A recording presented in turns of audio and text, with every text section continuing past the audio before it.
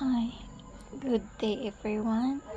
I'm Marjorie Balbon. I'm married.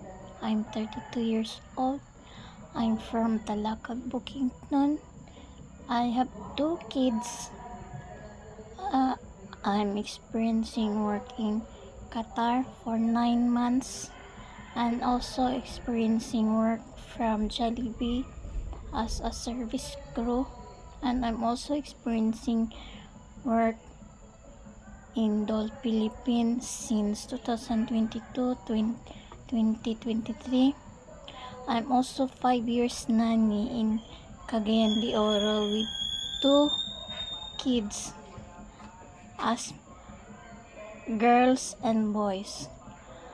I'm also experiencing work as a cashier in Unitap Merchandise since 2012